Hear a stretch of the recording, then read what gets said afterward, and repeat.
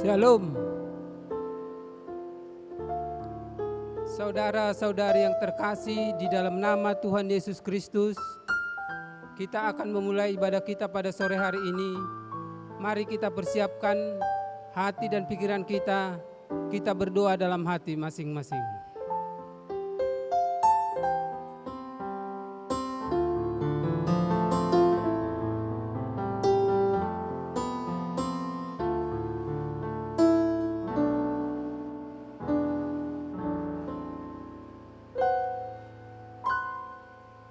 Amin. Mari kita bernyanyi dari PKJ nomor 216 ayat 1 sampai 3.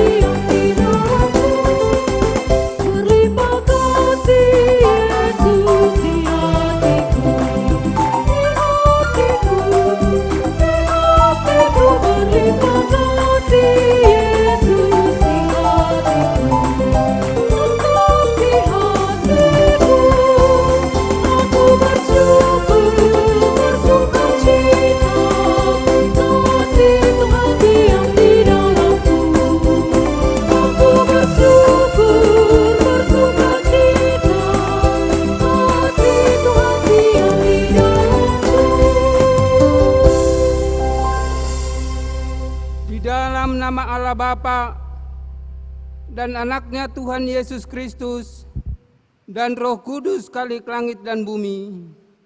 Amin.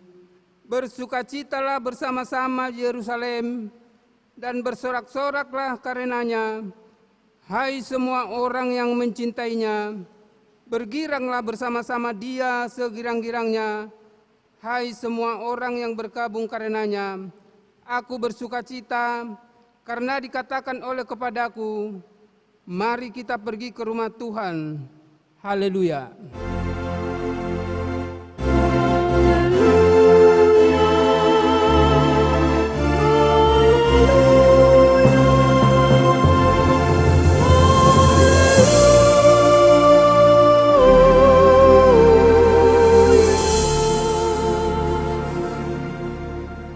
Kita berdoa.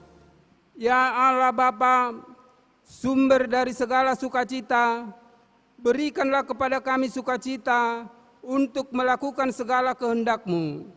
Janganlah biarkan hati dan pikiran kami melekat pada hal-hal yang fana di dunia ini.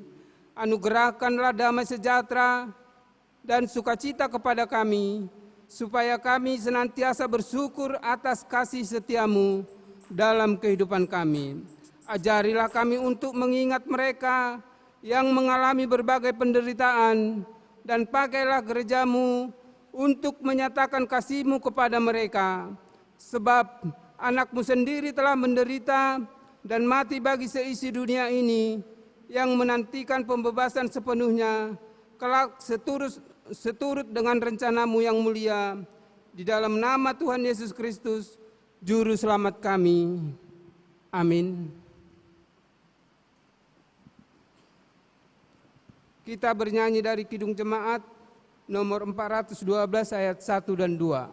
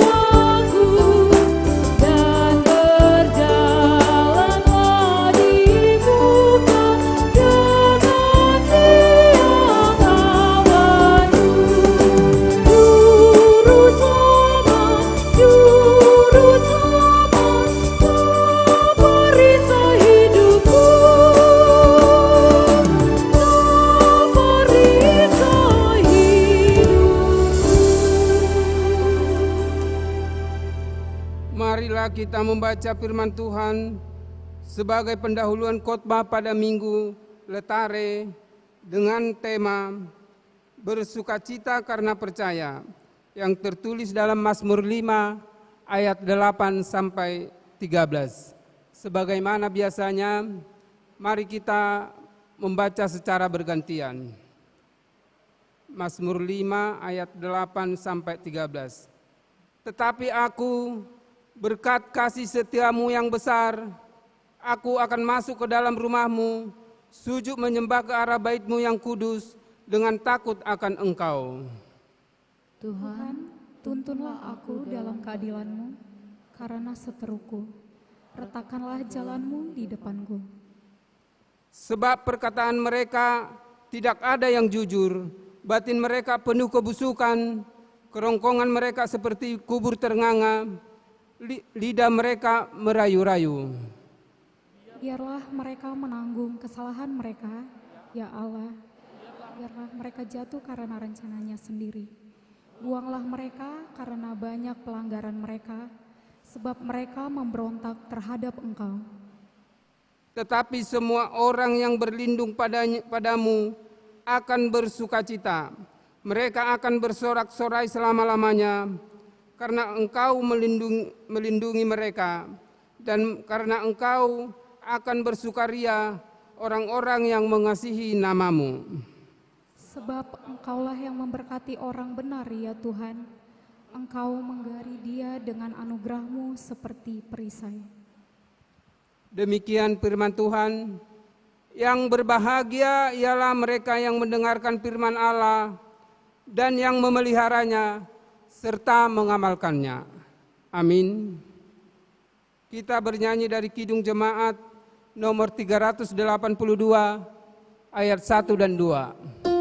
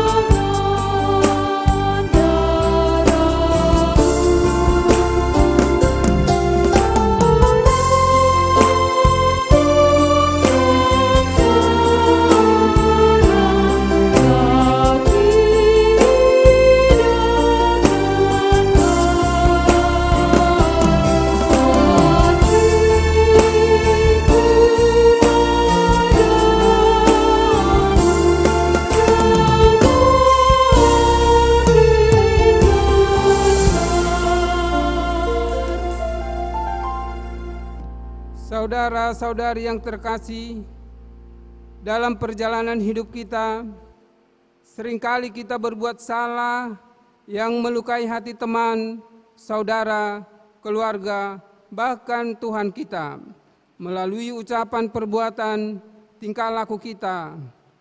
Pada saat ini, mari kita memohon ampunan pada Tuhan, kita berdoa dalam hati masing-masing.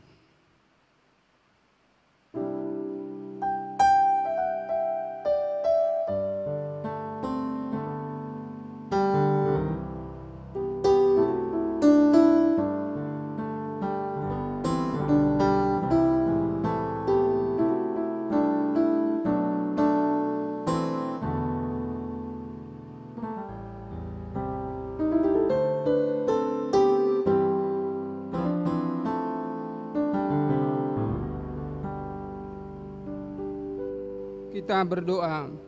Bapa kami yang di surga, di dalam nama Yesus Kristus Tuhan kami, Engkaulah Tuhan yang Maha Kuasa, Khalik langit dan bumi, dan sumber segala kebenaran dan keadilan untuk menghakimi umat manusia. Kami datang bersembah sujud di hadapan-Mu untuk menyesali dosa dan pelanggaran kami terhadap hukum-Mu. Kami sering menuruti godaan iblis dan tabiat kami yang jahat. Sepantasnya lah kami menerima ganjaran sesuai dengan pelanggaran kami. Tetapi kami telah sadar akan kejahatan kami, sehingga kami datang ke hadapan-Mu untuk menyerahkan diri dan menyesali segala dosa kami. Tolong dan kasihanilah kami, ampunilah segala dosa dan pelanggaran kami. Ya Roh Kudus, terangilah hati kami dan teguhkanlah kami untuk melakukan apa yang berkenan kepadamu, sampai kami beroleh hidup yang kekal di dalam pengasihan Tuhan Yesus Kristus, Tuhan kami. Janji Tuhan tentang pengampunan dosa. Tuhan adalah penyayang dan pengasih, panjang sabar dan berlimpah-limpah kasih setianya. Tidak dilakukannya kepada kita setimpal dengan kesalahan kita. Seperti Bapa sayang kepada anak-anaknya, demikian Tuhan sayang kepada orang-orang yang takut akan Dia. Segala kemuliaan bagi Allah di tempat yang maha tinggi. Amin.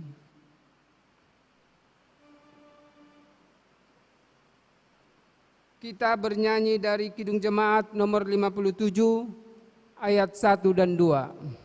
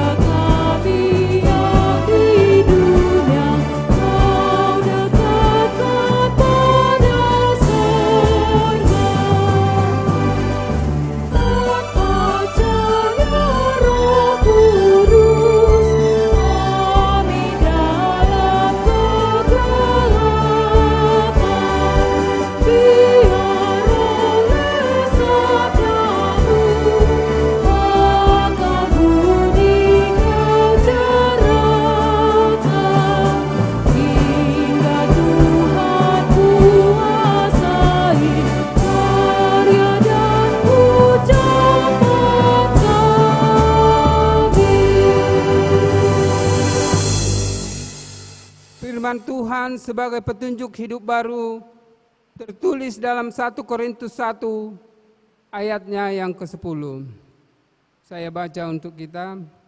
Tetapi aku menasihatkan kamu, saudara-saudara, demi nama Allah, Tuhan kita Yesus Kristus, supaya kamu seia sekata dan jangan ada perpecahan di antara kamu, tetapi sebaliknya, supaya kamu erat bersatu dan sehati sepikir. Demikian firman Tuhan. Marilah kita memohon kekuatan dari Tuhan. Ya Allah Bapa kami, berilah kami kekuatan untuk melakukan sesuai dengan firman-Mu. Amin. Kita bernyanyi dari PKJ nomor 209 ayat 1 dan 2.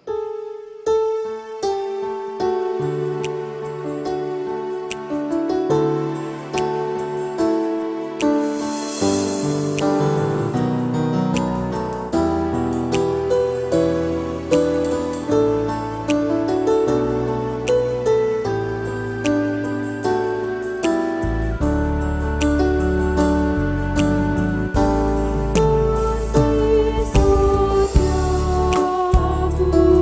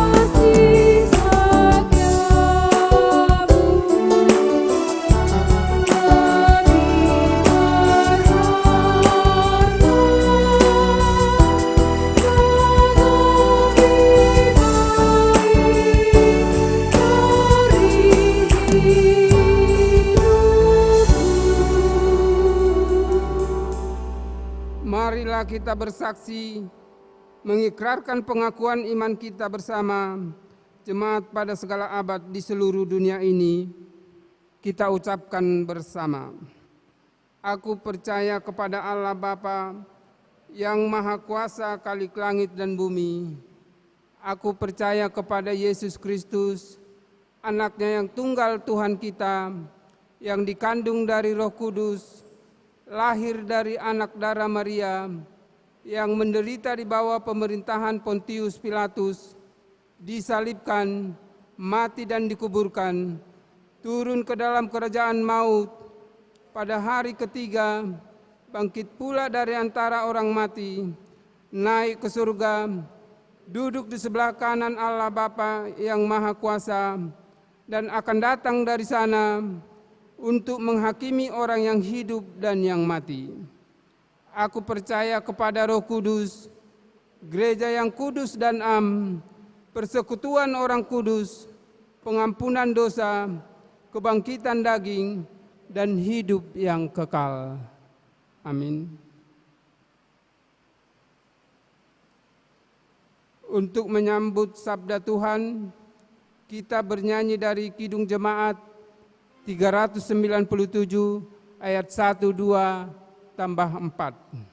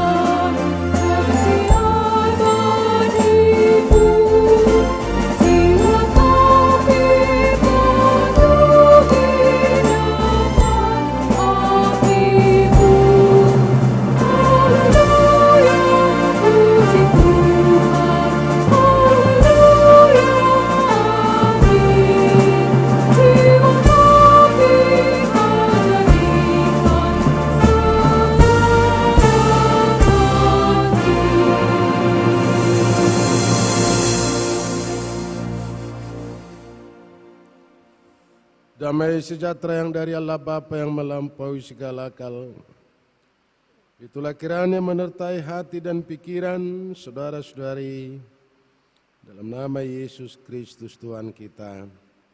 Amin. Bapak, Ibu, dan saudara-saudara yang dikasihi oleh Tuhan, firman Tuhan untuk melengkapi sukacita kita sekaligus menjadi renungan pada ibadah kita adalah yang terambil dari Yohanes 9 ayat 35 sampai ayat 41. Yesus mendengar bahwa ia telah diusir keluar oleh mereka. Kemudian ia bertemu dengan dia dan berkata, "Percayakah engkau kepada Anak Manusia?" Jawabnya, "Siapakah dia Tuhan, supaya aku percaya kepadanya?" Kata Yesus kepadanya, "Engkau bukan saja melihat dia, tetapi dia yang sedang berkata-kata dengan engkau. Dialah itu."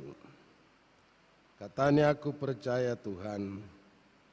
Lalu ia sujud menyembahnya. Kata Yesus, aku datang ke dalam dunia untuk menghakimi supaya barang siapa yang tidak melihat dapat melihat, dan supaya barang siapa yang dapat melihat menjadi buta. Kata-kata itu didengar oleh beberapa orang Farisi yang berada di luar situ, dan mereka berkata kepadanya, apakah itu berarti bahwa kami juga buta? Jawab Yesus kepada mereka, sekiranya kamu buta, kamu tidak berdosa. Tetapi karena kamu berkata, kami melihat, maka tetaplah dosamu. Bapak, Ibu, dan saudara-saudara yang dikasihi oleh Tuhan, dalam konsep perjanjian lama, orang yang mengalami penderitaan kesusahan adalah disebabkan bahwa mereka melakukan dosa dan kejahatan dan yang bertentangan dengan kehendak Tuhan. Ada beberapa peristiwa yang kita rujuk mengenai penderitaan dalam perjanjian lama. Walaupun catatan Alkitab berkata bahwa Ayub adalah orang yang saleh, orang yang taat dan setia dan jujur, bahkan setiap hari selalu melakukan persembahan. Mana tahu dia berpikir anak-anaknya melakukan dosa dan kejahatan. Tapi akhirnya dia mengalami berbagai pergumulan yang luar biasa. Secara ekonomi dia habis segala sesuatunya. Harta bendanya, segala-segalanya habis seketika. Dia kehilangan dalam status sosial. Dia adalah orang kaya pada zamannya, tapi dia juga terusir pada waktu itu. Dia tidak boleh berada di tempatnya. Dia harus diungsikan di luar daripada masyarakat pada waktu itu. Bapak, Ibu, dan saudara-saudara, sahabat-sahabatnya pun menuduh dia melakukan berbagai kejahatan dan berkata, apakah engkau masih tetap setia kepada Tuhan? Bahkan istrinya yang semestinya hadir sebagai penolong, tapi justru perongrong. Tapi Ayub berkata, Tuhanlah kekuatanku, bagi dialah pertimbangan dan bagi dialah pengetahuan. Itu yang pertama, Bapak, Ibu, dan saudara-saudara, konsep kesusahan penderitaan yang notabene jikalau ada orang mengalami penderitaan, penyakit dan kesusahan, catatan dan itu menjadi kesaksian, berarti yang bersangkutan melakukan berbagai-bagai kejahatan. Demikian juga dalam konteks ini kita bisa melihat dan ada pertanyaan, siapakah yang bersalah? Bapaknya kah atau anaknya? Tapi Yesus berkata, tidak ada yang salah, tapi melalui itu kerajaan Tuhan akan semakin nyata. Dan ini menunjukkan dan berbicara tentang seorang buta yang disembuhkan oleh Tuhan. Dan yang berikut, Bapak, Ibu, dan saudara-saudara, soal kesusahan penderitaan ada proses alamiah. 2 Korintus 4 ayat 16. Di sana Paulus berbicara, kalau kita ini semakin tua, segala sesuatunya akan berkurang. Pendengaran akan berkurang, penglihatan akan berkurang, dan kekuatan semakin berkurang. Itu yang menyangkut lahiriah, tapi hal-hal batinia selalu diperbaharui Tuhan dari hari ke hari, semakin baru dan tetap diperbaharui. Tapi yang menyangkut lahiriah akan semakin berkurang. Walaupun ada kata-kata ketemu saudara dan keluarga, Eda semakin muda atau Lai semakin muda, tidak ada orang semakin muda. Tapi begitu proses kita dilahirkan, maka di sana proses menuju ke Tuhan tetap berlangsung. Dan jangan mau kita ini semakin muda. Kalau kita semakin muda, semakin berbahaya Bapak Ibu dan saudara-saudara. Itulah konsep kesusahan, penderitaan, penyakit jikalau dilihat dari pola Alkitabiah. Dan ada proses alamiah dan itu akan dialami setiap orang yang hidup pasti akan menuju ke Tuhan. Semuanya akan berkurang. Dan pada konteks ini ada yang disembuhkan Tuhan, seorang yang buta sejak lahirnya. Dan kembali pertanyaan tadi, siapakah yang bersalah, bapaknya kah atau anaknya? Tapi Tuhan berkata, tidak ada yang salah, tapi melalui itulah kerajaan Tuhan akan semakin nyata. Saudara-saudara, setelah penyembuhan dilakukan oleh Tuhan, dan biasanya katanya menurut kesaksian Alkitab, tidak ada orang yang bisa menyembuhkan penyakit buta sejak lahir, sejak dalam kandungan. Tapi peristiwa ini luar biasa. Dan ada kata-kata, tak satu pun yang bisa menyembuhkan selain dari Tuhan. Dan kuasa yang diterimanya adalah dari Allah. Dan dia bersaksi, orang buta tadi memberikan penjelasan, keterangan, dia sudah sembuh. Tapi orang-orang Farisi merasa cemburu, siapakah yang bisa menyembuhkan penyakit buta sejak kandungan atau sejak lahir. Kalau itu bisa sembuh, berarti ada kekuatan yang luar biasa. Dan tak satu pun orang yang bisa menyembuhkan orang buta sejak dalam kandungan. Saya mau menawarkan kepada kita semua Bapak Ibu dan saudara-saudara dalam soal-soal kesembuhan ilahi.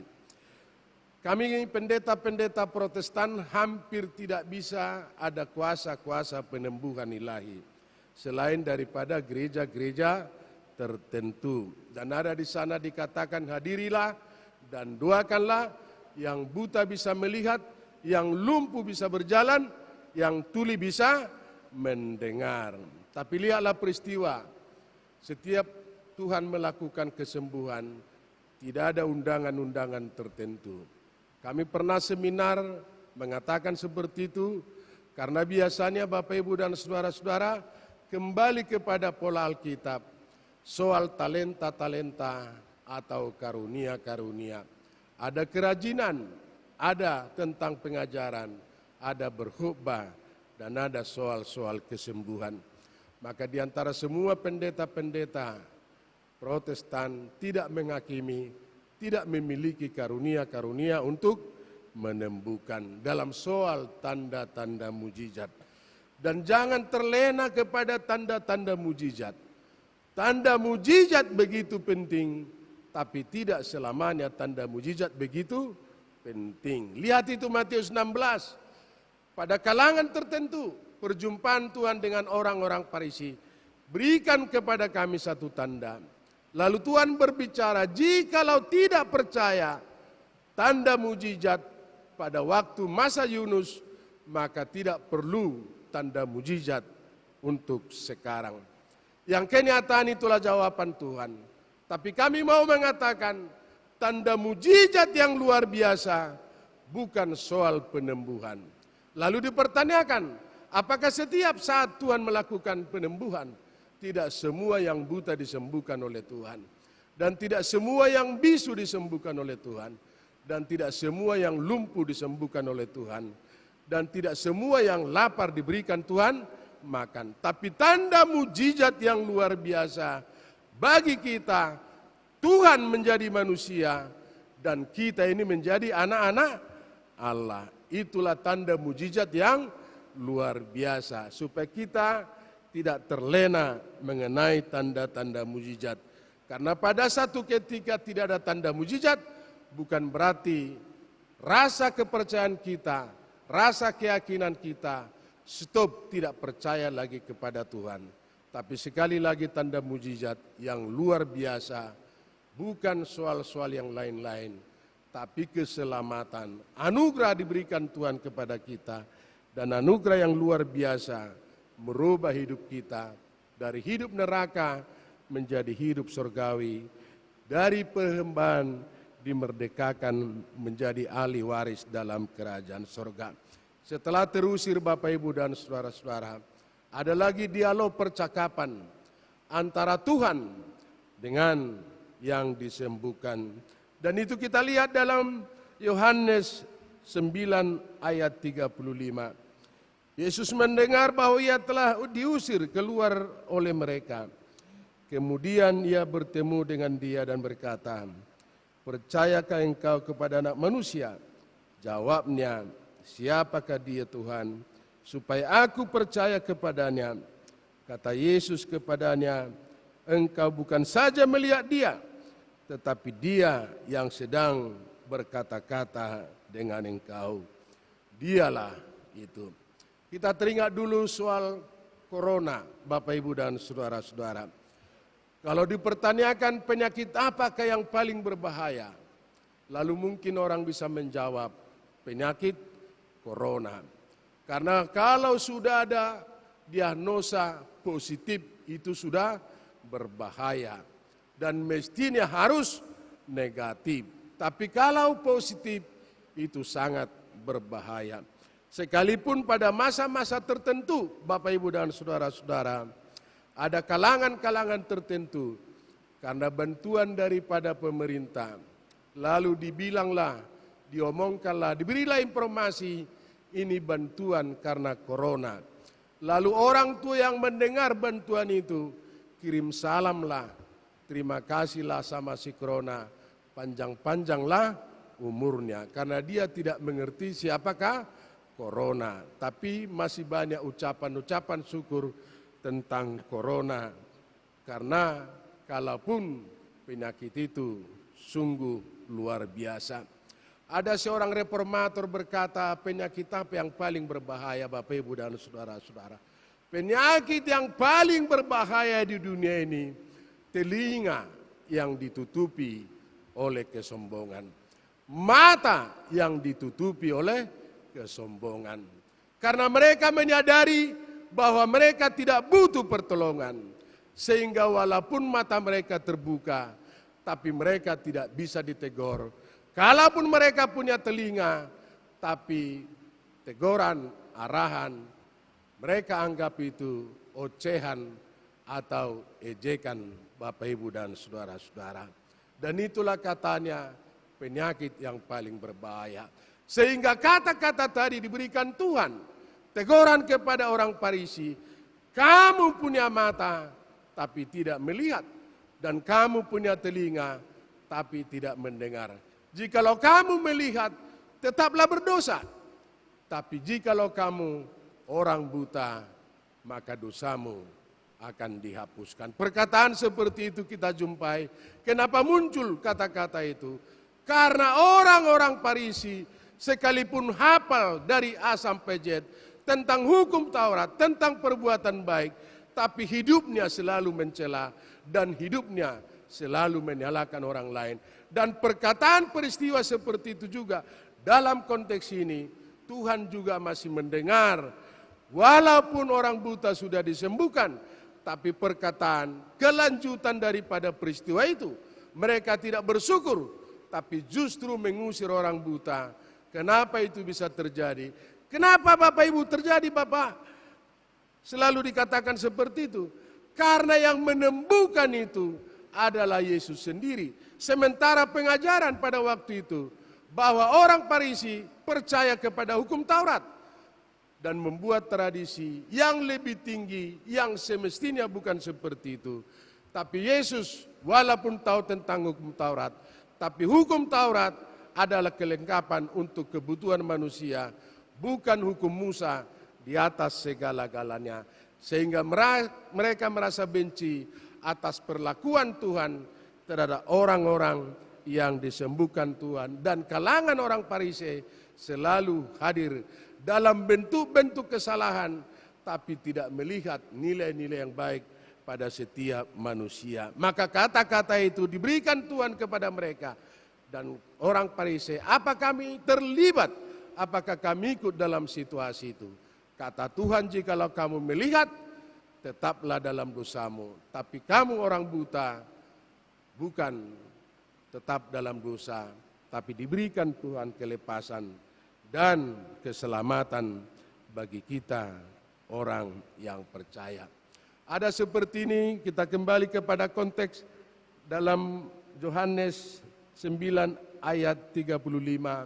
Apakah kamu percaya akan Anak Manusia? Kadangkala kita berpikir Tuhan terlalu jauh dari hadapan kita. Kadangkala kita bisa merasa Tuhan tidak ada bagi kita. Tapi Tuhan berkata pada konteks ini, bukan hanya engkau lihat, tapi yang hadir di hadapanmu, yang berkata-kata adalah Tuhan sendiri. Cerita ini yang menyangkut soal kepercayaan Bapak Ibu dan saudara-saudara.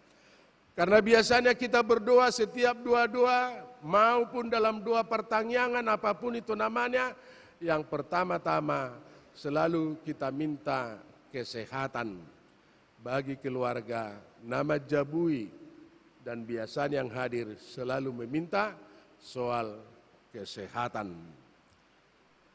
Dan biasanya dalam bentuk-bentuk gereja selalu ada diakoni sosial. Gereja apapun itu selalu ada perkunjungan bentuk diakoni sosial. Memberikan semangat yang disegarkan dan tetap didoakan. Dan peristiwa ini Bapak Ibu dan saudara-saudara menyangkut soal kepercayaan. Kadang kita yakin, tapi kadang juga kita ragu terhadap apa yang kita percayai. Tapi kadang kita sering percaya, tapi kita tidak yakin terhadap apa yang kita percayai. Dan kata-kata itu selalu muncul dalam setiap kehidupan orang beriman.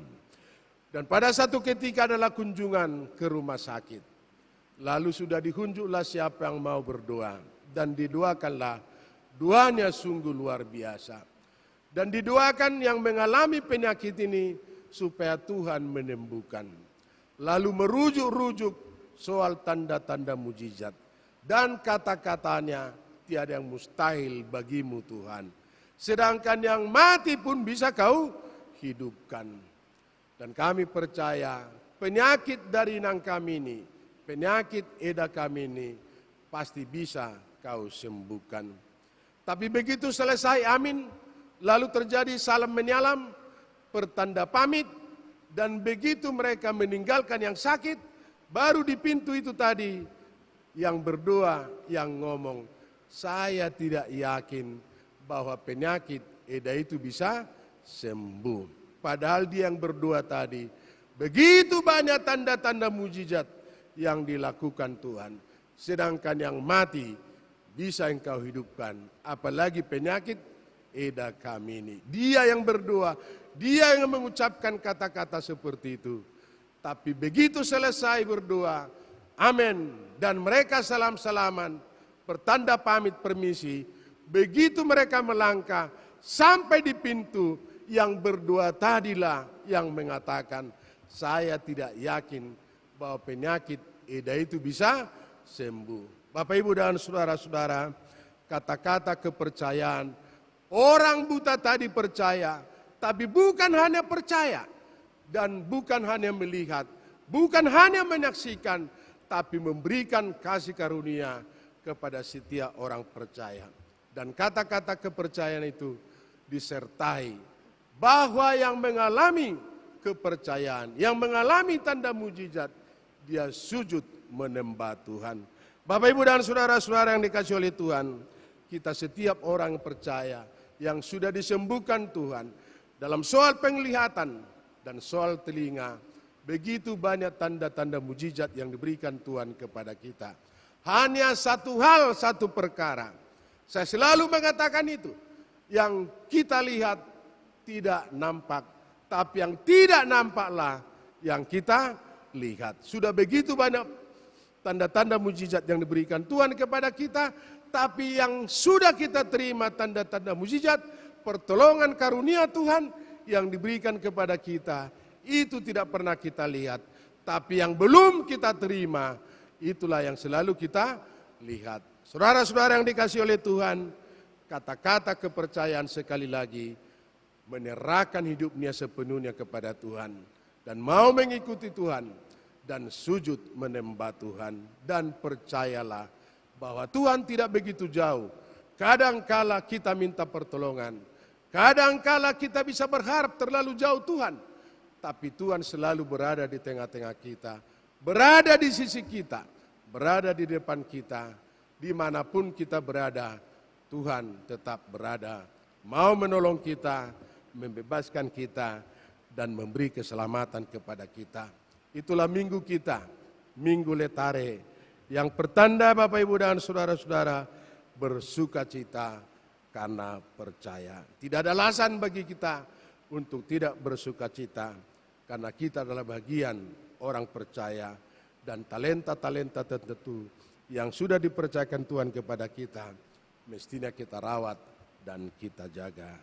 Percayalah, Tuhan tetap menyertai kita. Kita berdoa. Terima kasih Bapa di sorga, karena Engkau telah menuntun kami, supaya kami tetap percaya. Dan kalaupun kadangkala pikiran kami, pengharapan kami, Engkau terlalu jauh, tapi nyatanya Tuhan selalu berada di sisi kami, bisa menguatkan, menolong kami, dan menyembuhkan kami dari kebutaan karena kesombongan, dan kebutaan karena telinga kami yang sudah ditutupi, tidak mau mendengar arahan, ajakan, dan nasihat. Ingatkan kami Tuhan, supaya kami tetap percaya bahwa Tuhan adalah juru selamat kami. Bahkan tanda-tanda mujizat yang luar biasa, bukan soal kesembuhan, tapi hidup kami sebagai orang percaya telah memiliki kerajaan yang kekal, hidup selama-lamanya. Dan tanda mujizat yang luar biasa, Engkau telah menjadi manusia, dan kami menjadi anak-anak Allah. Terima kasih Bapa di sorga. Kami berdoa dan mengucap syukur dalam Yesus Kristus Tuhan, Juru Selamat kami yang hidup. Amin. Kita bernyanyi.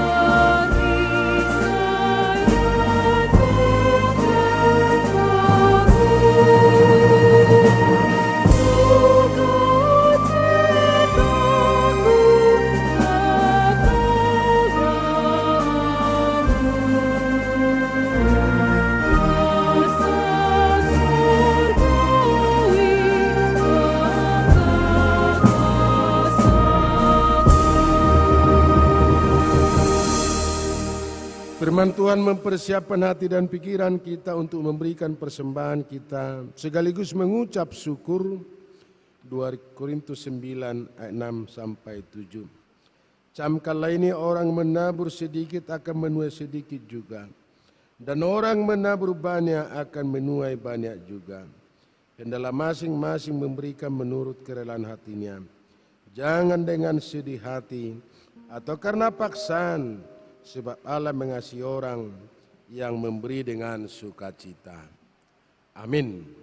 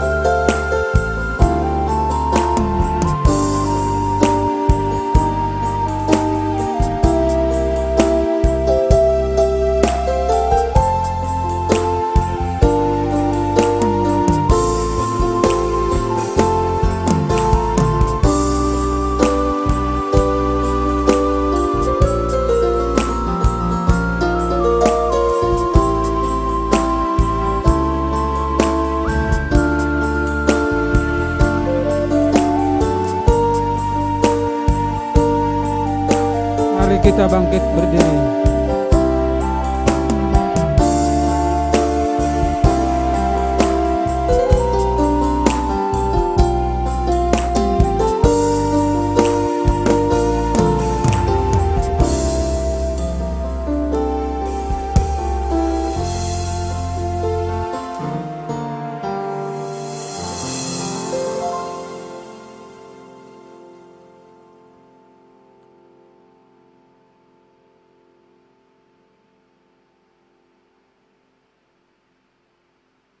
Kita berdoa.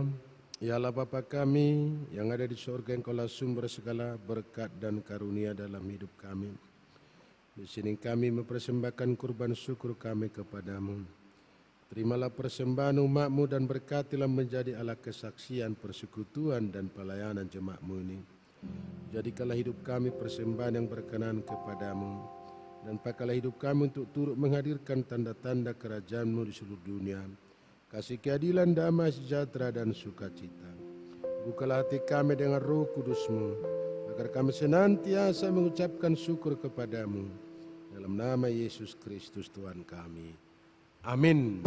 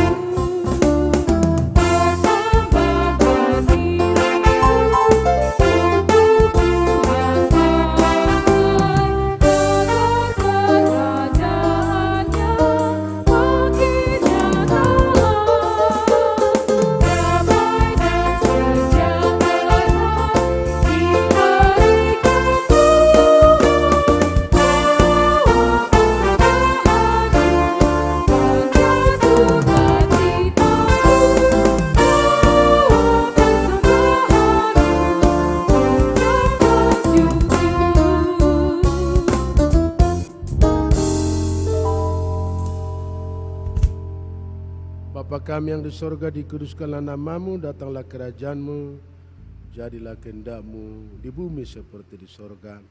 Berikanlah kami pada hari ini makanan kami yang secukupnya, dan ampunilah kami akan kesalahan kami, seperti kami juga mengampuni orang bersalah kepada kami. Dan janganlah membawa kami ke dalam pencobaan, tapi lepaskanlah kami dari yang jahat.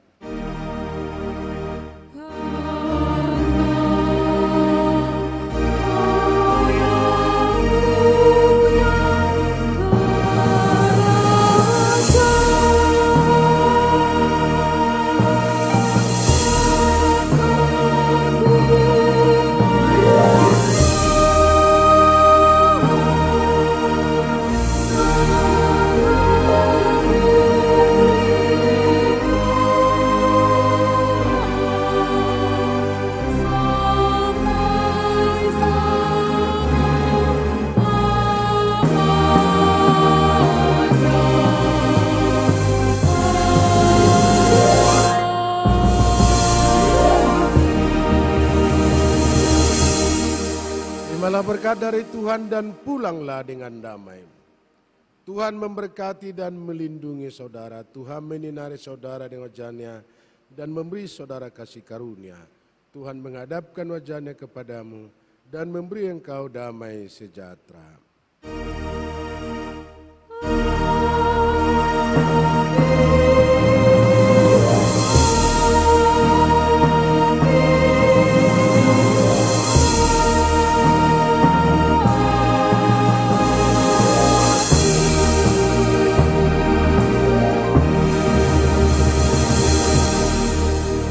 Selamat hari Minggu, Shalom, Horas.